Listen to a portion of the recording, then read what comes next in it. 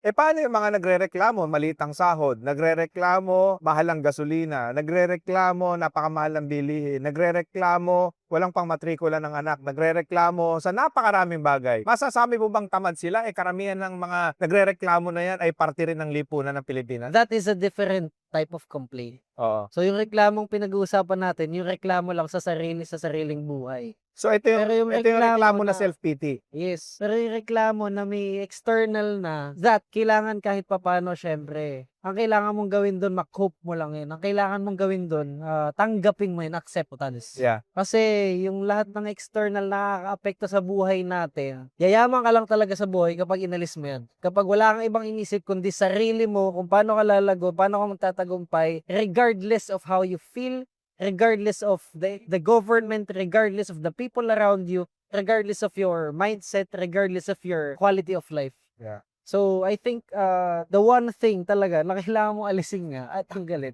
reklamo in all aspects.